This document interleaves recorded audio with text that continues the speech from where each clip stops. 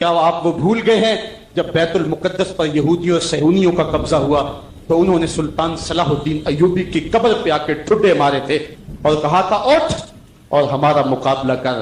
صلاح الدین ایوبی کی زندگی میں تو کوئی ان کے سامنے کھڑا نہ ہو سکا۔ یہ اصل صلاح الدین ایوبی کی قبر کو ٹھڈا نہیں تھا، یہ امت مسلمہ کو جھنجھوڑا گیا تھا، اس کو اٹھایا گیا تھا۔ لیکن ہم نے کہا میاں ہم اتنے سو گئے ہیں، ہم تو سورہ اسرافیل سے ہی جاگیں گے، اس سے قبل تو ہم بیدار نہیں ہوگے۔ آئیے اب سلطان صلاح الدین ایوبی کی کہانی بھی سنتے ہیں۔ یہ اسلام کا مجاہد اعظم، یہ حلال اور شریف کی جنگوں کا ہیرو، اور جس پہ امت اسلامیہ کو آج بھی ناز ہے، اور آج صدیاں گزرنے کے بعد یہ سینوں میں دل کی طرح دھڑکتا ہے۔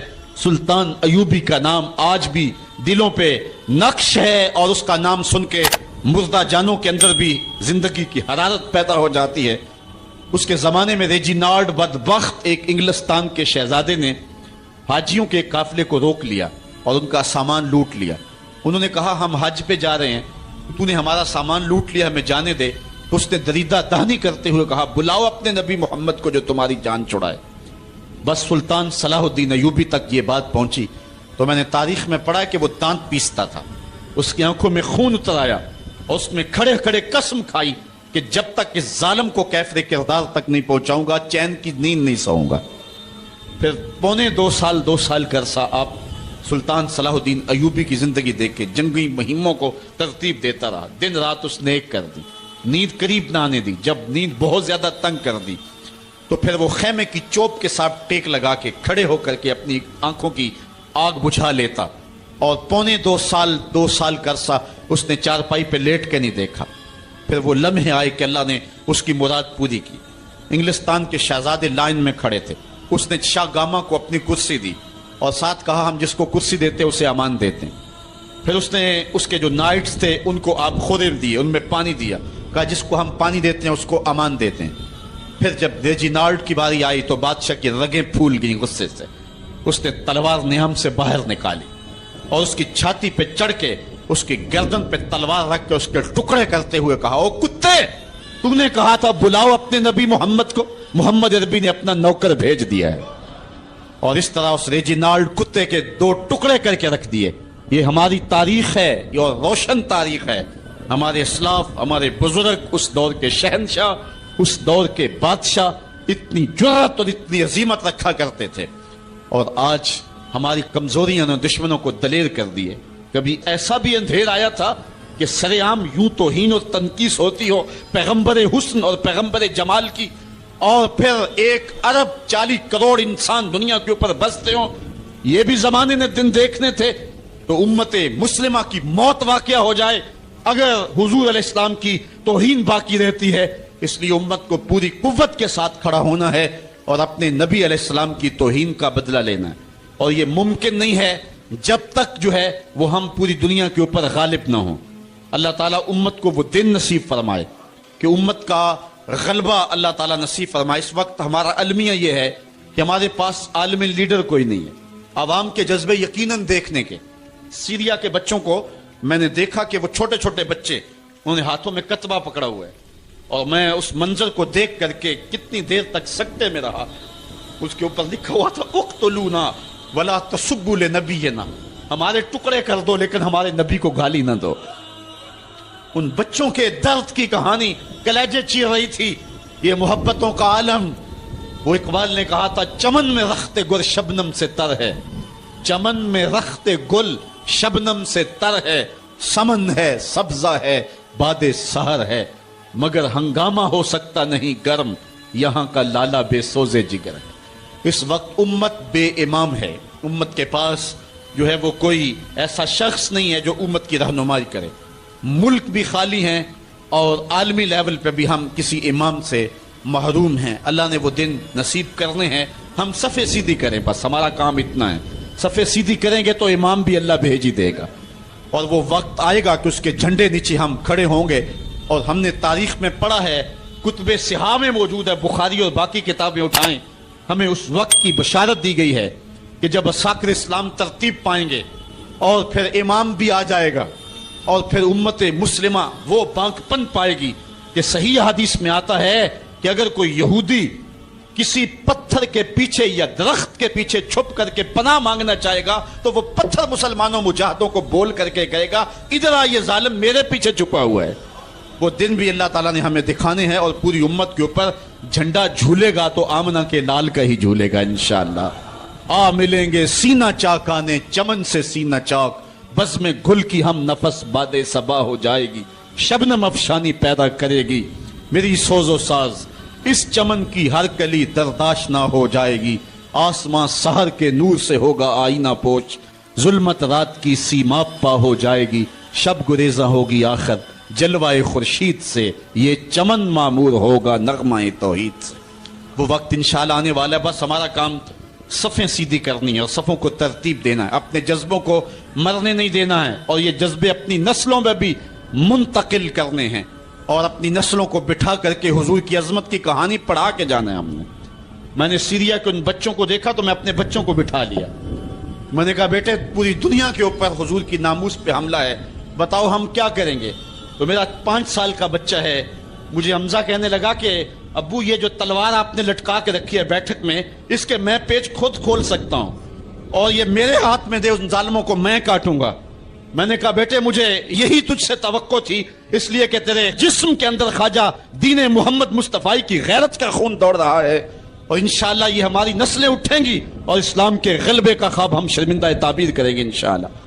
तो अपने बच्चों को बिठाएं और उनको बताएं और उनको हुब्बे रसूल के जाम पिलाएं, उनके अंदर मोहब्बत रसूल अंढेल दें और उनके सीने के अंदर ये हरारत पैदा कर दें और वो उम्मत के लिए और नाम मोहम्मद के लिए हर कुर्बानी देने के लिए आमादा हो जाएं। इंशाअल्लाह वो वक्त दूर नहीं है जब पूरी दुनिया के ऊपर इस्लाम का झंडा झूलता हुआ नजर आएगा। हमने अपने जज्बों को बाहर सूरत बेदार रखना है और अगर उन्होंने तौहीन की जबान खोली है तो करोड़ों इंसान हुजूर की मदा में जबानें खोल लें, सुबह शाम वजीफा दरूदो सलाम का लबों पे जारी कर लें और हुजूर के नाम का झंडा उठाएं। ये गलियों में, ये चौकों में, ये बाजारों में ये एहतजाज, ये तो एक मामूली कैफियत है, हम तो इससे आगे भी अगर हम बेबस हैं, कर कुछ नहीं सकते। सच्ची बात है, हमारे अंदर जो जज्बों की कायनात है इनको कच्चा चबा जाएं कि जिन्होंने मेरे आका हुजूर नबी रहमत की तौहीन और तनकीस की है, इसलिए जो हमसे बन पड़ा, जो हमसे हो सका हमने वो जरूर करना है। वो क्या कहा था सौदा ने कि मजनू लैला से बाजी न ले सका पर सर तो दे सका, किस मुंह से करते हो दावा इश्क सौदा, तुमसे तो ये भी ना हो सका। हमने देखना है कि हम क्या करते हैं, इस हवाले से हमारे जज्बात क्या हैं। मुझे याद आई आज उम्मे हमारा, सारा दिन आज उम्मे हमारा की कहानियां मेरे जहन में गर्दिश करती रही।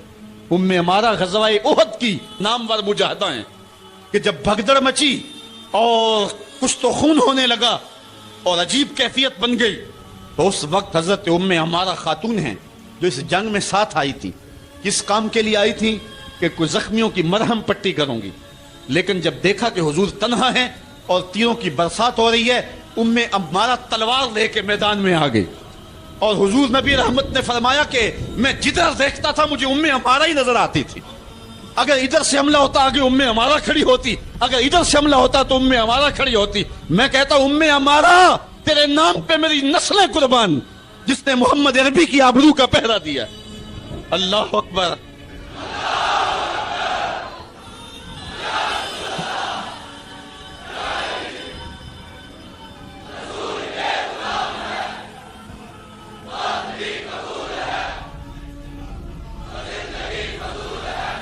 तुम्हारे जज्बे सच्चे हैं इंशाअल्लाह। शायद मगरब को भूल हो गई है, यहाँ एक एक बच्चा गाजी इल्मुद्दीन है, एक एक बच्चा अमर चीमा है।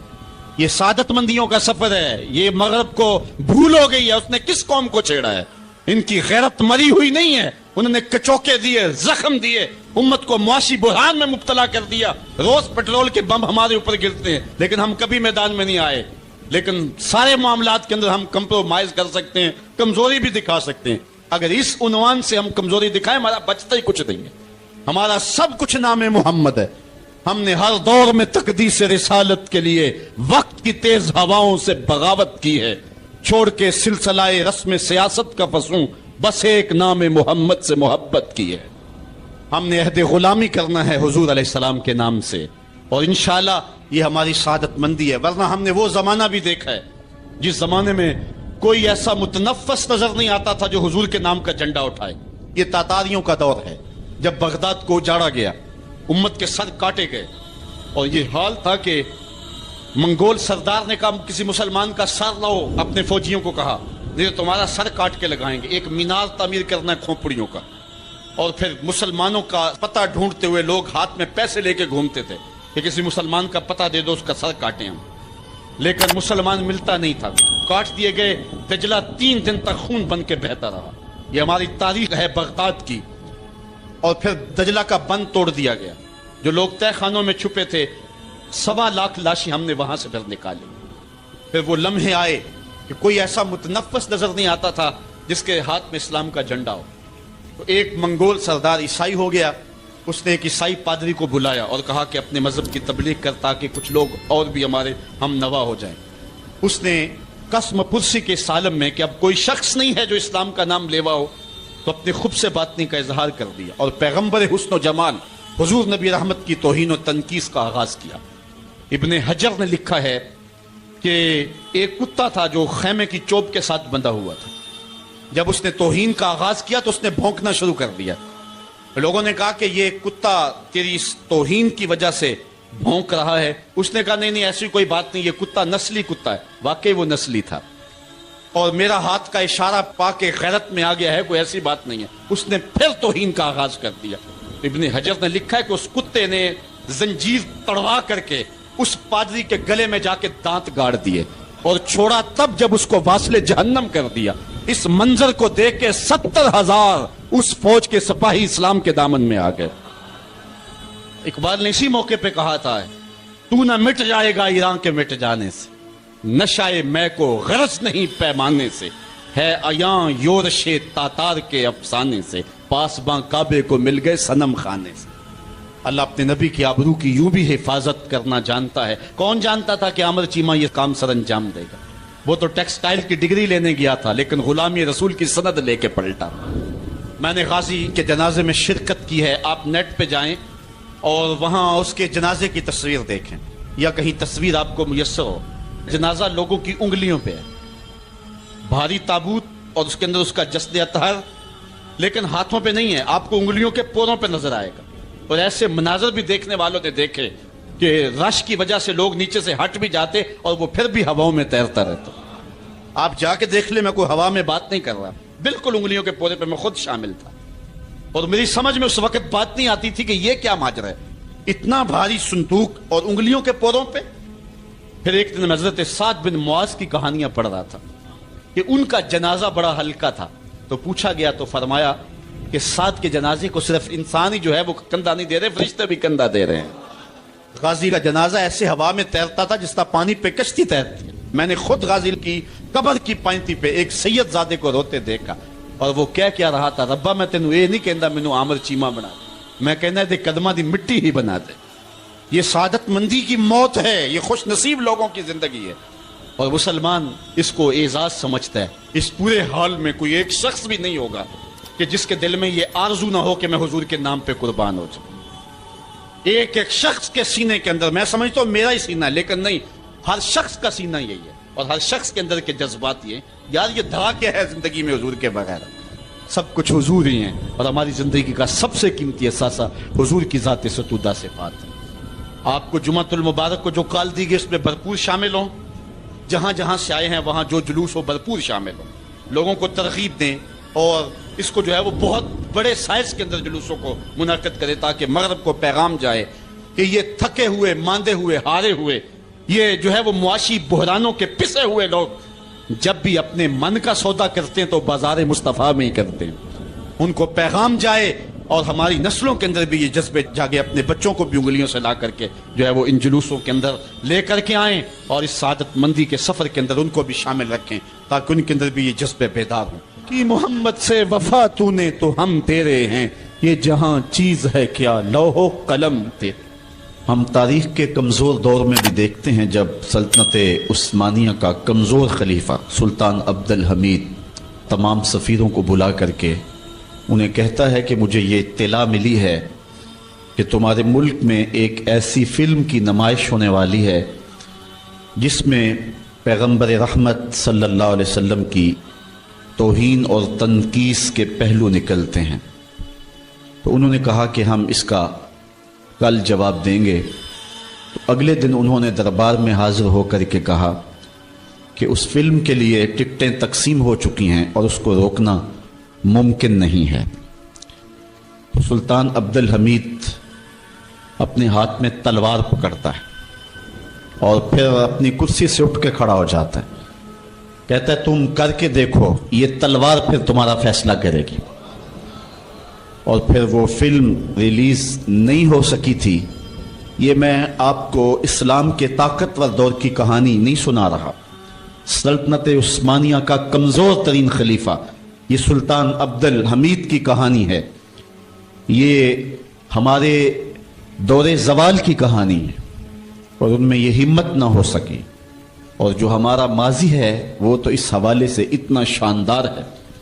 ہمارے اسلاف، ہمارے بزرگ اور اس دور کے حکمران حضور علیہ السلام کی آبرو کا جس انداز سے پہرا دیتے رہیں اور اہل علم نے جس بانکپن کے ساتھ اس زمانے میں فتوے دیے تھے، ہم بہت کچھ برداشت کرتے آئے ہیں اور بہت معاملات کو ہم جو ہے وہ سہنے کی سخت بھی اپنے اندر پاتے ہیں، لیکن یہ بات ذہن میں رکھیں کہ ہمارے اندر یہ طاقت نہیں ہے کہ ہم حضور کی توہین کو برداشت کر لیں۔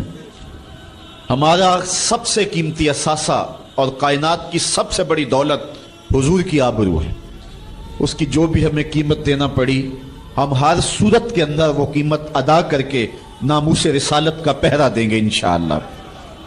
اور دنیا نے دیکھ لیا ہے ہم اتنے کمزور نہیں ہیں، شاید انہوں نے حکمرانوں کے چہروں سے عوام کے چہروں کو دیکھنے کی کوشش کی تھی، لیکن ایسا نہیں ہے۔ جن کے مفادات مغرب سے وابستہ ہیں اور جن کے پیسے مغرب کے بینکوں میں ہیں اور جن کی عیاشیوں پر مشتمل ویڈیو ان کے پاس موجود ہیں، وہ تو بزدل کوئی بات کرنے کی ہمت نہیں رکھتے، اور جنہوں نے اپنی زندگی کا سودا ہی بازار محمد میں کیا ہے تو پھر انہیں کوئی ڈر اور کوئی باک اور کوئی خوف نہیں ہے، اور وہ حضور کے نام پہ سب کچھ لٹانے کے لیے ہمیشہ آمادہ رہتے ہیں۔ کوئی ان کے ساتھ چلے یا نہ چلے۔ لاہور کے اندر پرسوں درس قرآن کے بعد میں ایک دوسری جگہ درس قرآن پہ جا رہا تھا تو میں نے ایک تنگ گلی میں دیکھا کہ ایک بوڑھا شخص تھا جس کی عمر کوئی 80 سال کے قریب ہوگی۔ اس کا حلیہ بھی نہیں بتا رہا تھا کہ وہ کوئی مذہبی شخص ہے، اس کی وضاحت بھی ایسی تھی اور اس کا لباس بھی کچھ ایسا تھا، لیکن اپنے 10 یا 12 سال کے پوتے کو اس نے بٹھایا تھا موٹر سائیکل پہ اور پیچھے خود بیٹھا ہوا تھا اور ہاتھ میں پلے کارڈ اٹھایا ہوا تھا، اس اوپر لکھا تھا کالی کملی والے تم پہ لاکھوں سلام۔ اور وہ گلیوں میں گھومتا تھا اور اس کی آنکھوں میں جو آنسو اور چمک تھی وہ بتا رہی تھی اور مغرب کو پیغام دے رہی تھی کہ ہم گناہگار ضرور ہو سکتے ہیں، محمد عربی کی چوکھٹ کے غدار نہیں ہو سکتے ہیں۔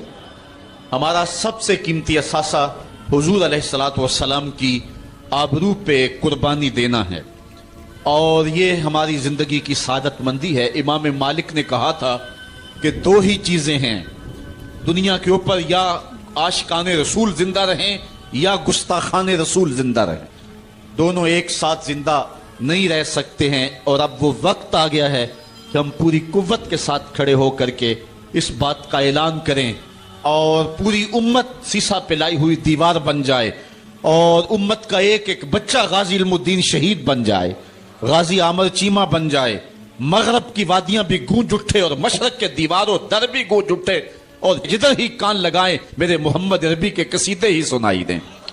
کائنات کا ایک ایک گوشہ حضور کے نام پہ قربان کرنے کا ہم عزم کریں، اور پھر اس کی جو بھی قیمت ادا کرنی پڑے ہمارے لیے جو ہے وہ بالکل ادنا قیمت ہے۔ میرے امام نے کہا تھا، آج بھی بریلی کی گلیوں سے صدا آتی ہے، کروں تیرے نام پہ جاں فدا، نہ ایک جاں 2 جہاں فدا، 2 جہاں سے بھی نہیں جی بھرا، کیا کروں کروڑوں جہاں نہیں۔ کہتے ہیں حضور میں آپ کے نام پہ جان وار دوں، پھر کہا ایک جان کیا میں سارا جہان وار دوں، اور پھر کہتے ہیں حضور 2 جہان وار کر کے بھی دل نہیں بھرا ہے، آپ کی چوکھٹ اتنی اونچی ہے کروڑوں جہان بھی ہوتے تو آپ کے نام پہ نچھاور کر دیے جاتا۔ تو حضور علیہ السلام کی آبرو، حضور علیہ السلام کی عزت اور حضور کی ناموس کا پہرا، یہ اہل ایمان کی زندگی ہے، اور ان کی زندگی کا درہ ہے، اور ان کی زندگی کا شیوا اور دستور ہے۔ کتاب رحمت کا مضمون دیکھیے، آج آپ کو کئی لوگ بزدلی کی تبلیغ کرتے دکھائی دیں گے، مختلف چینلوں پہ بیٹھے ہوئے کمزور باتیں کرنے والے بھی آپ کو دکھائی دیں گے، کسی کی بات پہ کان نہ دھریں۔ آئیے دیکھیے قرآن کیا کہتا ہے، ان الذین یؤذون اللہ ورسولہ لعنہم اللہ فی الدنیا والآخرہ۔ وہ لوگ جو اللہ اور اس کے رسول کو اذیت دیتے ہیں ان پر دنیا میں بھی لعنت ہے اور آخرت میں بھی لعنت۔ وَأَعَدَّ لَهُمْ عَذَابًا مُهِينًا، اللہ تعالیٰ فرماتا ہے ان کے لیے اللہ نے دردناک رسوا کر دینے والا عذاب تیار کر رکھا ہے۔ اور آگے چل کے اسی سورہ احزاب میں فرمایا ملعونین، وہ لوگ لعنتی ہیں۔ یہ قرآن ہے، ملعونین، اللہ کہہ رہا ہے یہ بدبخت لوگ پھٹکارے ہوئے ہیں۔ اینما سکفوا اخذوا وقتلوا تقتیلا، جہاں بھی پکڑے جائیں ان کو گن گن کے قتل کر دو۔ ابن خطل نامی ایک بدبخت تھا جو حضور کی توہین کیا کرتا تھا۔ آقا کریم علیہ السلام جب مکے سے ہجرت کر کے مدینہ تشریف لائے، مدینے سے پھر دوبارہ مکے میں جب حضور جلوہ فراز ہوئے اور فتح مکہ کا روشن واقعہ ہمارے سامنے ہے، تاریخ آپ پڑھیں، اس وقت حضور علیہ السلام نے حکم دے دیا تھا کہ جو معافی مانگے اسے معاف کر دو، جو دروازے بند کر لے اسے معاف کر دو، جو امن مانگے اسے امان دے دو، جو ہتھیار پھینک دے اسے امن دے دو، جو معذرت کرے اس کی معذرت قبول کر لو۔ لیکن کچھ بدبخت گستاخان رسول کے بارے میں فرمایا یہ جہاں بھی ملے ان کے ٹکڑے کر دو۔ ان میں سے ایک بدبخت ابن خطل تھا، اس کی دو لونڈیاں تھیں، یہ دونوں گا گا کے تنقیس کرتی تھی حضور کی اور یہ شعر لکھتا تھا۔ ابن خطل جب حضور علیہ السلام کے لشکر کو مکے میں آتا ہوا دیکھتا ہے تو اپنی جان بچانے کے لیے کعبے کے پردے کے اندر چھپ گیا۔ اہل ایمان جب طواف کر رہے تھے تو کعبے کے پردے کے اندر چھپی ہوئی کوئی چیز دیکھی، انہوں نے ٹٹولا دیکھا تو ابن خطل تھا۔ پناہ تو اس نے کعبۃ اللہ کی دیوار اور پردے کے درمیان لی، لیکن حضور نے تو کہا تھا جو ابو سفیان کے گھر میں چلا جائے اسے بھی امن دے دو۔ حرم تو امن کا مرکز ہے ہی ہے، جو ابو سفیان کے گھر چلا جائے اسے بھی امن دے دو۔ اور یہ کعبہ کی دیوار کے ساتھ چمٹا ہوا تھا اور کعبے کے پردے کے اندر چھپا ہوا تھا۔ صحابہ نے عرض کی حضور ابن خطل یہاں چھپا ہوا ہے، فرمایا اس کو یہیں سے نکال کے قتل کر دو۔ چاہے زمزم اور مقام ابراہیم کے درمیان جو جگہ ہے یہاں ابن خطل کو قتل کر دیا گیا۔ اس ناپاک کے گندے خون سے حرم کی زمین کو پاک رکھا جاتا اور اس کو حرم سے باہر نکال کر کے قتل کر دیا جاتا۔ یہی قتل کرنے کا حکم دیا، کیوں؟ زمانے کو بتلانا مقصود تھا کہ حضور کا گستاخ چند سانسیں بھی زندہ رہنے کا حق نہیں رکھتا ہے، اس کو وہیں قتل کر دو۔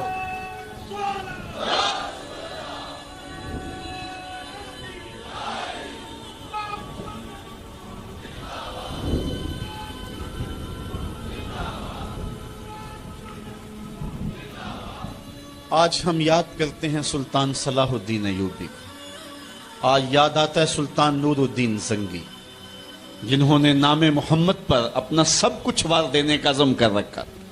دنیا پہ کتنے حکمران آئے ہیں، آج دنیا ان کا نام بھی نہیں جانتی، لیکن کیا وجہ ہے کہ سلطان ایوبی کا نام لبوں پر آئے ادب سے پلکیں جھک جاتی، عقیدت اور احترام کے جذبات سینے میں پیدا ہوتے ہیں۔ کیوں؟ اس لیے کہ حضور علیہ السلام کے نام پر اس نے وفا کی ہے، اور یہ رب کا وعدہ ہے کہ جو میرے رسول سے وفا کرے گا پھر اس کو میں مرنے نہیں دوں گا۔ اقبال نے اپنا سارا فلسفہ شعر میں نچوڑا ہے کہ محمد سے وفا تو نے تو ہم تیرے ہیں، یہ جہاں چیز ہے کیا لوح و قلم تیرے۔ تو حضور کے نام پہ جن لوگوں نے وفا کی ہے رب نے پھر انہیں مرنے نہیں دیا۔ آج بھی سلطان صلاح الدین ایوبی کی قبر بھی زندہ ہے، آج نور الدین زنگی کی قبر بھی زندہ ہے۔ اچھا یہ بات میں بتاؤں کہ حضور علیہ السلام کے گستاخوں کے ساتھ نپٹنا یہ ہر شخص کے بس کا روگ بھی نہیں ہے، یہ ڈیوٹی بھی رب کی طرف سے ہوتی ہے، اور رسول اللہ جس کو پسند کریں اس کی ہی یہ ڈیوٹی لگاتے ہیں، ورنہ کس کے سینے میں یہ آرزو نہیں مچلتی؟ جب راجپال نے توہین کی تھی تو کون نہیں چاہتا تھا کہ اس کی گردن کاٹوں، لیکن سعادت مندی نصیب ہوئی تو غازی علم الدین شہید کو نصیب ہوئے۔ علامہ اقبال علیہ رحمہ نے کہا تھا جنازے میں کہ اسی گلیں ہی کردے رہ گئے، ترکھانا دا منڈا نمبر لے گیا۔ حضرت پیر جماعت علی شاہ رحمۃ اللہ تعالی علیہ نے کہا تھا غازی علم الدین کے جنازے پہ گردن جھکائے چل رہے تھے، آنکھوں میں آنسو تھے. 6 لاکھ لوگ حضرت غازی علم الدین کے جنازے میں شامل ہوا تھا. سید دیدار علی شاہ صاحب جب جنازہ پڑھانے کے لیے کھڑے ہوئے تو غش کھا کے گر پڑے. بعد میں جب اٹھے اور جنازہ پڑھایا تو کسی نے کہا حضرت آپ نے بڑے بڑے جنازے پڑھائے ہیں، کبھی یہ کیفیت آپ کی ہوئی نہیں ہے. فرمایا جنازے بڑے پڑھائے ہیں لیکن کبھی حضور کا دیدار نہیں ہوا ہے. آج پہلی بار یہ موقع ملا، ادھر جنازہ پڑھانے لگا، ادھر آمنہ کا لال بھی سامنے تھا. حضرت پیر امیر ملت علیہ رحمہ گردن جھکائے چل رہے تھے تو آپ نے کہا لوگوں میں نے بڑے بڑے بادشاہوں کی کہانیاں پڑھی ہیں، میرے دل میں کبھی یہ امنگ نہیں جاگی کہ فلاں بادشاہ میں ہوتا. جو فقیر ہوتا ہے وہ خود ہی شہنشاہ ہوتا ہے، اس لیے اس کے دل میں یہ آرزو کیوں پیدا ہو کہ وہ بادشاہ ہو، وہ خود ہی شہنشاہ ہوتا ہے. کہتے ہیں میں نے بڑے بڑے پہلوانوں کے تذکرے سنے ہیں، میرے دل میں یہ امنگ بھی نہیں جاگی کہ فلاں پہلوان میں ہوتا. اور پھر فرمانے لگے لوگوں میں نے بڑے بڑے ولیوں کے تذکرے سنے، میں نے کبھی یہ آرزو بھی سینے میں نہیں پائی کہ فلاں ولی میں ہوتا. لیکن آج غازی علم الدین کا جنازہ لوگوں کے کندھوں پہ جا رہا ہے، میرے دل میں آج یہ انگڑائیاں جذبات لے رہے ہیں، کاش آج اس چارپائی پہ جماعت علی شاہ ہوتا. یہ آرزو، یہ تمنا، یہ خواہش میرے دل میں انگڑائیاں لے رہے. یہ سعادت مندیاں ہیں، یہ خوش نصیب لوگوں کا مقصوم ہے، اور یہ مقدر والے لوگوں کو سعادت مندی نصیب ہوتی ہے. یہ یہودی یہ شروع سے پیغمبر حسن و جمال حضور علیہ السلام کی توہین و تنقیص کو شعار زندگی رکھتے ہیں. تو ایک زمانے میں انہوں نے سازش کی اور آقا کریم کے روضہ اطہر سے حضور کے جسد اطہر کو چرانے کی سازش کی. اور جس کی حفاظت میرا رب کرے، کون اس محبوب کا بال بیکا کر سکتا ہے. یہ جو کچھ ہو رہا ہے یہ ہمارا امتحان ہے، ورنہ جس کے سر پہ وارا فانا لاکا ذکر کا تاج میرے رب نے رکھا ہے، بھلا اس کی شان کو کوئی گھٹا سکتا ہے؟ جدا ذکر خدا بلند کرے، کیڑا جمعہ حسن بند کرے. اس ذکر دا حافظ آپ خدا، پڑھو لا الہ. خود اللہ حفاظت کرنے والا ہے ذکر کی. یہ تاج رب نے محبوب کے سر پہ رکھا ہوا ہے، اس لیے چاند کی طرف منہ کر کے تھوکنے سے چاند کی نوری کرنوں کو میلا نہیں کیا جا سکتا. تھوکنے والے کا اپنا منہ گندا ہوگا، لیکن چاند کل بھی روشن تھا، چاند آج بھی روشن رہے گا. مدینے والے چاند کی عظمتوں کو کوئی گہنا سکتا ہی نہیں ہے، کیونکہ جس کے سر پہ وارا فانا لکا ذکر کی چادر میرے رب نے تان دی ہے، اس کی عظمتوں کو کوئی گھٹا سکتا ہی نہیں ہے. یہ امتحان ہمارا ہے، یہ آزمائش ہماری ہے. اللہ اکبر. تو میں نے کہا کہ یہ سعادت مند لوگوں کا مقصوم ہوتا ہے. اس زمانے میں کچھ بد نصیب یہودیوں نے یہ سازش کی کہ حضور کے جسد اطہر کو روضہ انور سے نکال لیا جائے، اور پھر باقاعدہ انہوں نے 2 اشخاص کو وظائف پڑھا کر کے، داڑیاں رکھوا کر کے، جبہ و دستار پہنا کر کے مدینے میں بھیجا، صوفیاء کے، نیکوکاروں کے، علماء کے، زاہدین کے روپ میں. اور انہوں نے وہاں ایک جگہ کرائے پہ لے لی اور اپنی کارروائی کا آغاز کر دیا.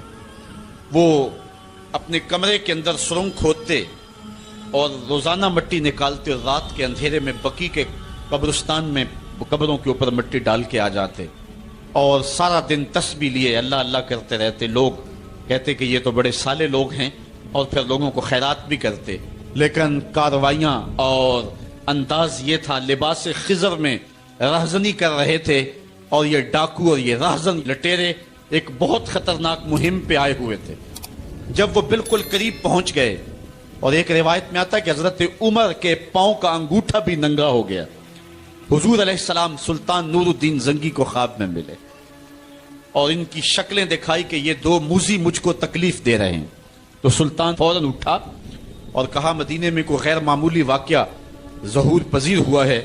اور اس نے جلدی سے کچھ سواروں کو اپنے ساتھ لیا اور کچھ خزانہ ساتھ لیا، اور فوجوں کو حکم دیا کہ وہ تیار ہو کر کے جلدی میرے پیچھے آئیں.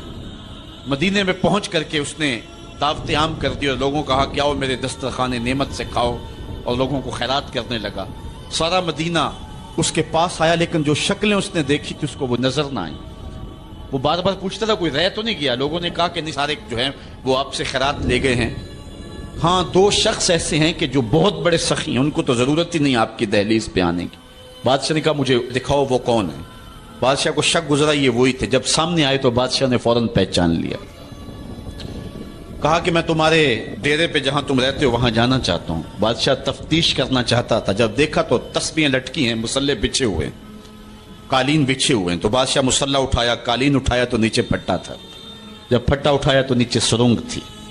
फिर बादशाह ने उनको जानवरों के पीछे बंधवा करके चरवा दिया। और मैंने तारीख में पढ़ा सुल्तान नूरुद्दीन जंगी मदीने की गलियों में फिर उसके बाद रोता फिरता था और उसकी आंखों में आंसू थे और कहता था या रसूलल्लाह तुम्हारी मेहरबानी कि ये ड्यूटी मेरे ज़िम्मे लगाई है, वरना कायनात भरी पड़ी थी। ये सादत मंदी मेरा मुकद्दर कि इस नौकरी के लिए मुझे मुंतखब किया है। और फिर उसने रोज़ा रसूल के इर्द गिर्द जो है जहां तक पानी आता है वहां तक जो है उसने जो है जमीन खदवाई और सीसा पिघला के उसके अंदर डाल दिया कि दोबारा कयामत तक कोई मूजी इसकी जुर्रत न कर सके। तो रोज़ा रसूल के इर्द गिर्द वो सीसा पिलाई हुई दीवार है जिसको खोदा नहीं जा सकता। ये सुल्तान नूरुद्दीन जंगी की जिंदगी का ये अनोखा बाब है।